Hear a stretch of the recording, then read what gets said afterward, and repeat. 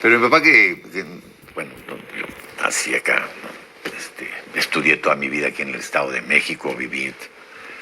Y yo me acuerdo que mi papá, antes de que pues se hiciera popular el tema de la mariposa monarca, me acuerdo que me platicaba, hay un lugar, hay un lugar entre el Estado de México y Michoacán. Y entonces yo recuerdo muy bien, estando yo chamaco, que me decía, seguramente no me vas a creer, pero las hojas, las ramas de los árboles se vencen del peso de las mariposas. Y decía, vaya, ¿qué te pasa? ¿No? Como una rama se va a vencer. Imagínate cuántas mariposas tiene que haber en un árbol para que se venza una rama. ¿No? Cuando ha ido uno a ver los santuarios, híjole, es el milagro de la vida, ¿no? Porque vienen desde Canadá y se pasan la información a las nuevas generaciones que van muriendo en el camino y otras. Es increíble, Arturo. Es un milagro de la naturaleza. No tenemos derecho a no cuidarlo. El piso es una alfombra. Es una alfombra. Y hay que tener cuidado donde se camina. Que lo tuve oportunidad de verlo con mi papá también. Y yo decía, ¿por qué no decían esto? Y yo decía, porque la gente de ahí no quiere que sepa por qué va a empezar a maltratarse, se va a descuidar. Afortunadamente, en ese espacio de la mariposa monarca, hemos ido ahí muy, bueno, y los pobladores y las autoridades, ¿no? Y creo que los que hemos tenido la oportunidad de ir hemos sido muy cuidadosos, pero como otras cosas, Arturo, como las luciérnagas de las que hablábamos, que son un espectáculo increíble, vienen de fuera a verlo, Arturo. ¿Y qué es en esta época del año? Tiene que haber lluvia, tiene que tener ciertas condiciones para que se dé ese fenómeno. La luminiscencia. Claro. Pues es maravilloso, no se lo pierda, de veras, porque son decenas o cientos de luz que se van. Es mágico, de veras es un tema mágico. Ojalá tenga usted oportunidad y vaya a ver. Mira, ahí está. Y luego venden mucha artesanía, pues ya ahí aprovechan, ¿no? Para los artesanos de esta zona, pues para vender estos recuerdos. Bueno, vámonos con el lunes 9 de junio, donde le he informado a usted que Hugo Aguilar Ortiz, próximo, ¿a quién ve su pantalla? Próximo ministro presidente de la Suprema Corte de Justicia de la Nación, habría dado su primer mensaje, primero en mixteco y después en español, donde agradecía a los más de 13 millones de personas que habían salido a votar el pasado domingo para contar con un poder judicial que surja directamente del pueblo. Bueno, pues esto se inscribe en la elección del pasado 1 de junio, pues que puede tener muchas lecturas, ¿sí?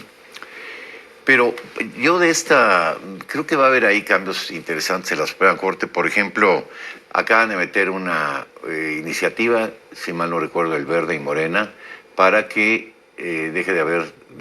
Tendría que esperar 10 años, vamos a tener que esperar por lo menos para ver estas cuestiones, qué resultados nos va a dar. Y yo creo que la parte de la toga pasa a un segundo, ¿no? Sí, para los puristas, pues puede ser que no les agrade mucho. Sí, lo que pasa es que, acuérdate lo que decía, ¿no? La forma es fondo. Claro. Entonces, tú vienes a hacer un cambio de forma, igual haces un cambio de fondo. Yo creo que va a refrescar esta llegada de ministros nuevos. Este ministro que, bueno, se ha hablado de indígena, yo no, en realidad no sé, creo que pues con esos apellidos será en todo caso, ¿no? Que nace en un lugar a lo mejor en la Mixteca, ¿no?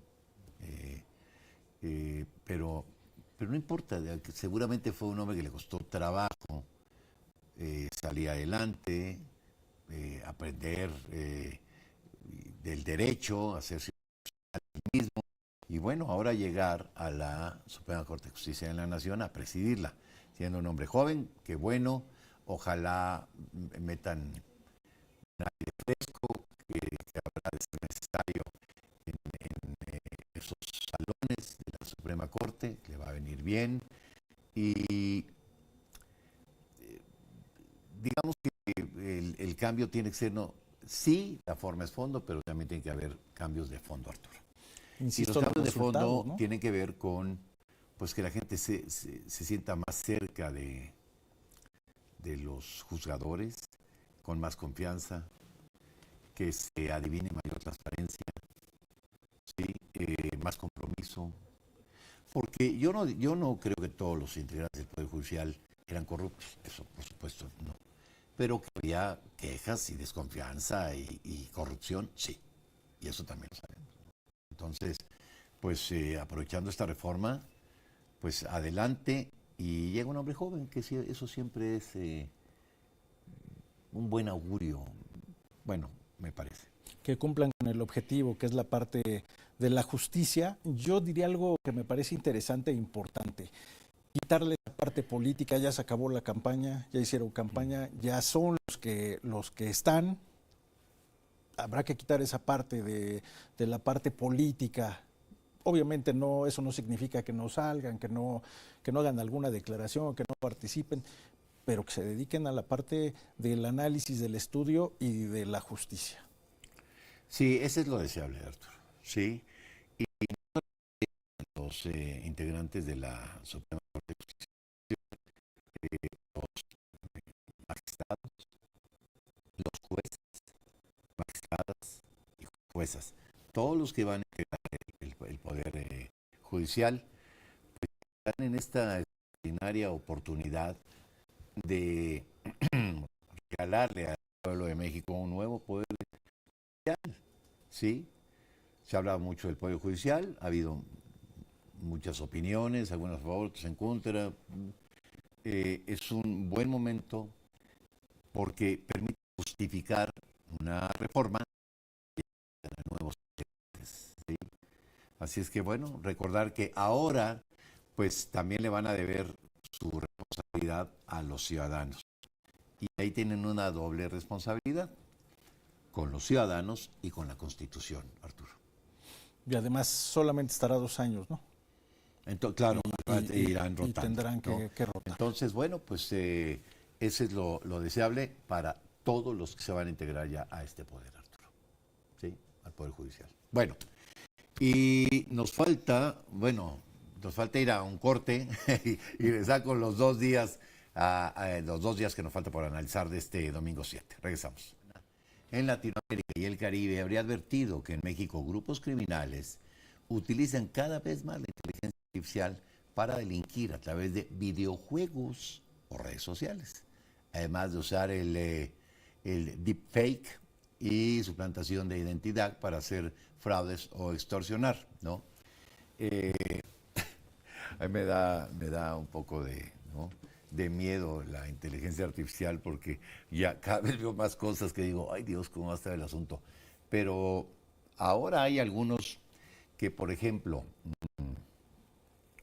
de este catálogo que tienen los grupos criminales, ¿no? Te llaman por teléfono una voz que tú conoces, ¿no? Perfecto, la voz de tu papá. Oye, sácame por favor los relojes, todos los relojes que tengas, y voy a mandar a una gente ahorita que los recoja. Pues sí, papá, ¿no? No le vas a pedir que se identifique, ¿no? Conociendo la voz de tu papá o de tu hermano o de tu hijo. Y entonces llega de pronto el papá y dice, oye, ¿para qué necesitas los relojes? ¿Cuáles relojes? Los que te mandé. No, yo no te pedí nada, ¿no? Son cosas y a ver, a lo mejor parece broma. No es broma. Así se están robando cosas, ¿no? Le llaman a la mejor a un trabajador de la casa o algún familiar, y es la voz de tu familiar, Arturo. Es increíble. O por Zoom, con un rostro que parece ser tuyo, pero que no es el tuyo, no es un rostro hecho con inteligencia artificial. Está terrible. Yo no sé si tú has entrado a esto de las diferentes aplicaciones de inteligencia artificial, y no deja uno de sorprenderse, porque con que grabes un mensaje o tomes un audio, podemos hacer que Enrique Lascano diga cualquier cosa. Así es. Y bueno, tú que estás en televisión, en radio... Yo que pues, ya de por sí digo cualquier cosa. Imagínate que tomen esta voz que es pública y lo pueden hacer cualquier cosa, ¿no? Sí. Y realmente la sofisticación también de de los malosos, ¿no? Que No. también le invierten dinero, invierten recursos en capacitarse para hacer esto, porque esto realmente ya no lo hace cualquiera, ¿no? No solamente es la llamada telefónica, de esas llamadas que recibes en casa, de que te hacen la famosa chillona, que están llorando y que te tienen secuestrado. Oye, escuchas la voz de tu familiar, como le decías, y además te pueden mandar una fotografía. No, está muy... ese es, de veras, por eso decía yo, a mí me espanta. Y digo me espanta porque yo, a diferencia de los que creen, y eso ya es en términos de una visión personal, ¿no? Del fenómeno de la inteligencia artificial. Yo creo que el mundo sí puede tener en algún momento algún problema con el tema de la inteligencia artificial. Eso creo yo. Y mire, no es que sea yo fanático de las novelas de ciencia ficción. Me parece que cuando alimentas un aparato con la tecnología más sofisticada de la historia de la humanidad, pues algo puede pasar, ¿no? Es decir, por supuesto que una computadora es más inteligente que cualquier ser humano, porque tiene los conocimientos de todos los seres humanos brillantes del mundo, ¿no? Almacenados en un... Entonces, pues es como pelearse con la inteligencia reunida en una máquina, que eso es todo el bagaje informativo, científico, cultural, artístico de la historia de la humanidad. A mí sí me da un poco de miedo. Creo que el ser humano siempre tendrá la posibilidad de manejar a las máquinas, pero a mí sí me parece que en algún momento pueden dar un problema. Pero bueno, creo que falta mucho para alguna situación así, medio distópico. Pero hoy el reto es contra la delincuencia, Arturo. Por eso las empresas cada vez invierten más en ciberseguridad, ¿no? Sí. Y en el caso hablaba yo de algunas aplicaciones, pues es la punta del iceberg, apenas lo que veo, todo lo que se puede hacer con esta inteligencia artificial, para bien y para mal, como tú decías. Mira, yo de pronto me asomo hacia alguno de las cosas que pueden hacer, ¿no? Que ahora pues la bajas gratis en un teléfono, ¿no? Digo, quizá no sean las más sofisticadas la que tienes en tu teléfono, pero yo no puedo pensar cómo va a interactuar la inteligencia artificial, por ejemplo, con el tema escolar. Yo espero que les ayude a los chavos, pero lo que no espero es que les haga sus trabajos. Que ya se los hace, ¿no? En no, muchos bueno, de los casos. Ese es lo que no espero, porque entonces, pues como alguien decía, bueno, pero ¿para qué te enseñan a multiplicar si ahí están las calculadoras? No, pues porque hay que saber multiplicar, digo, no, porque hay que saber dividir, multiplicar, restar y sumar. Hay que saberlo hacer, aunque haya una computadora que lo haga. Mire, hay datos duros han afirmado que la tecnología que tiene un teléfono inteligente hoy es más, digo, la tecnología aplicada a un teléfono inteligente es más de la que llevó el hombre a la luna, más que el Apolo 11. Sí, aquí tiene usted, hasta puede hablar por teléfono, ya digo, no, pero todo es una computadora, es una microcomputadora con respuesta en términos real, inteligencia artificial, fotografía, transmisión de datos. Es impresionante. Mire, los que pertenecemos a otras generaciones, Arturo no es de esa, pero yo sí, pues, digo, por ejemplo, tener un teléfono en el coche, pues los ministros, ¿no? Secretarios de Estado, ¿no? El presidente, o a lo mejor los grandes empresarios. Pero un teléfono en el carro era de Dick Tracy, ¿no? Y hoy, ya, como sucede con esta tecnología, te asombra en un principio, pero ya perdimos la capacidad de asombro, Arturo, querido. Sí, dices bien, ahora y además que a ti te gusta mucho la literatura, pues hablar, por ejemplo, de Isaac Asimov, cuando habla de esta rebelión de las máquinas, señor robot, etcétera, etcétera. Al final apela a algo tan simple como es la conciencia humana, ¿no? La parte del pensar. Y ahí va, ¿por qué los estudiantes deben de hacer sus tareas? Pues porque deben de tener esta conciencia de que la máquina no debe de hacer ciertas cosas. Sí, ¿no? hombre, y uno insiste con esto, tú y yo que hemos estado, bueno, que en nuestra chamba hemos tenido la oportunidad de ser maestros. pues cómo insiste uno en el tema de la tarea, no por otra cosa, sino que es importante. Uno, al hacer la tarea, revisa lo que el maestro enseñó y te das cuenta cuánto aprendiste. Ese es el ejercicio. No trata de que los ponga uno a trabajar de embalde. Es una forma de que uno se entere si le entendió uno al maestro o no. ¿No? Y en todo caso al día siguiente decirle, a ver, maestro, traté de hacer la tarea, pero no entendí, ¿no? No verla como una tarea. Creo que el nombre hasta, ¿no? Nuestros deberes, dicen en otros lados, ¿no? Hay que hacer nuestros deberes. Eso me gusta más. Bueno, vamos con otra nota. Y así llegamos al miércoles 11 de junio, donde le informaba que las protestas en contra de las redadas migratorias ordenadas por el presidente de Estados Unidos, pues se habían extendido ya a lo largo de este país, con manifestaciones masivas en por lo menos 27 ciudades. En tanto, pues el epicentro de la movilización ciudadana sigue siendo Los Ángeles, donde el despliegue de la Guardia Nacional y de los Marines federales ha encendido aún más la tensión social. Mientras tanto, Karen Bass, alcaldesa de Los Ángeles, había declarado toque de queda para el centro de la ciudad, que empezaba a las 8 de la noche. ¿Sí? ¿Qué ha pasado en estos días de protestas? Me parece que se ha abusado de una situación, porque después hubo un comentario del presidente Trump que llamó animales a los que estaban protestando. Y yo diría, ¿qué forma tan, perdóname, tan grosera y tan despectiva de dirigirse a un ser humano? ¿Qué esperaba el presidente Trump? Que la gente que vive ahí ya, que tiene hijos estudiando, que nacieron ahí, ¿sí? Que tienen a lo mejor un negocio, y que de pronto lo agarran en una... Ha habido videos muy conmovedores, muy perturbadores.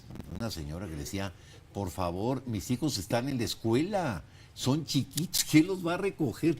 Y uno le parece, sí, pero por un momento pongámonos, Arturo, en los zapatos de esta gente. Una señora, por ejemplo, divorciada, a ver, con un par de hijos en la escuela, en primaria, y no llegan por ellos, porque está detenida. Digo, qué complicado se ha puesto el panorama en los Estados Unidos. Mucho.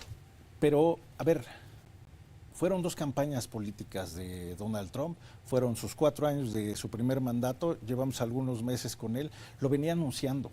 Bueno, quería, y lo dijo desde el principio, 3,000 deportaciones diarias. Lo venía anunciando. Ahí están las advertencias una y otra vez, y lo que está sucediendo en las calles de Estados Unidos. No por advertidas, menos dolorosas. Qué complicado para los compatriotas que los que salieron a marchar y los que no, porque hay otras historias que se tejen todos los días de que llegaba la migra, los tomaba y vas a tu país. Y no solamente México, sino la parte de Venezuela, Centroamérica, Guatemala, los asiáticos también. El Salvador, donde pues han ido a parar ahí incluso de otras nacionalidades. ¿Sí? Ya ves que hay un acuerdo ahí con El Salvador de...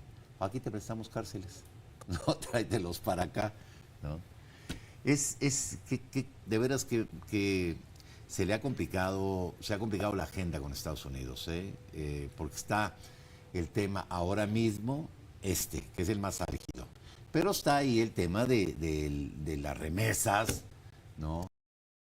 Aranceles al acero y al aluminio, está la negociación del TEMEC, está el tema de los, pues estos delincuentes que están allá, pues detenidos y no digo la familia del Chapo, creo que ya está allá toda, ¿no?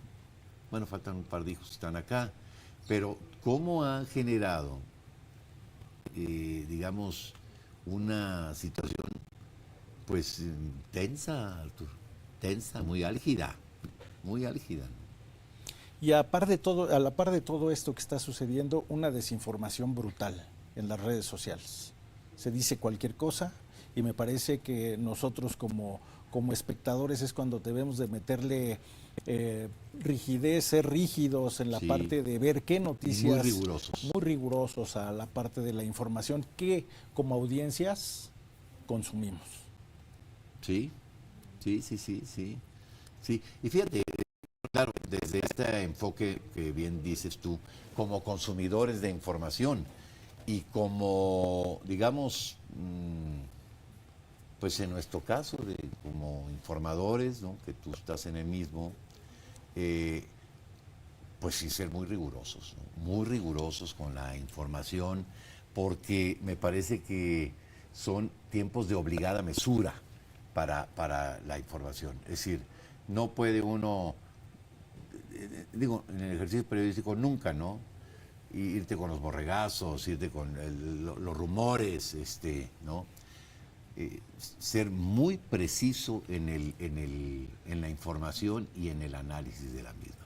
¿Qué sí se dijo y en qué contexto se dijo? Pero ¿sabes qué? También los políticos han metido la pata en los últimos días varios, y me parece que esta situación en Estados Unidos, la tensión con México, con otros países, por supuesto, eso no abona absolutamente a nada. Ya sé a qué te refieres, pero bueno, no hay que sacar mapas ni nada, ¿no? No, bueno, ok. Porque hoy vivimos una situación diferente. Digo, estamos hablando de México del 2025 y de Estados Unidos 2025.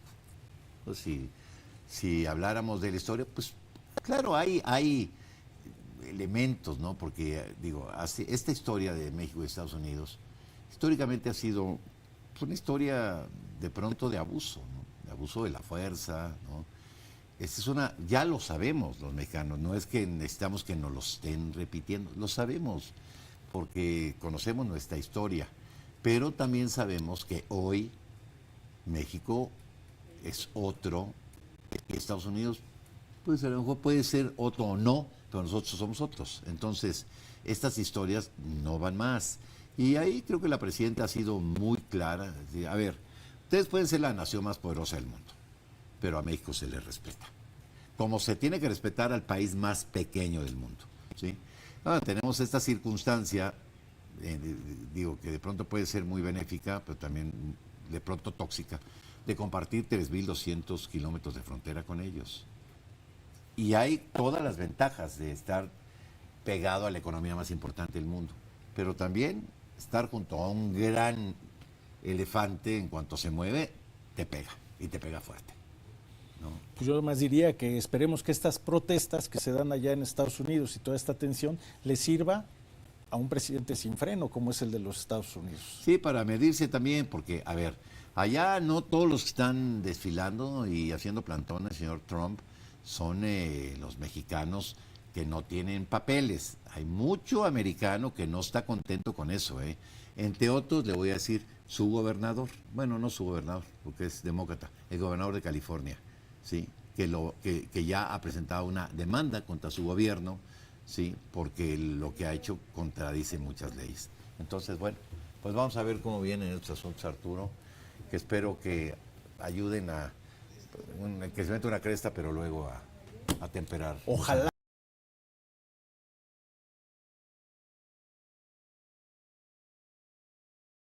Aquí en Domingo 7. Gracias por habernos acompañado en una emisión más de este espacio. Yo soy Enrique Lascano y en nombre de todos mis compañeros.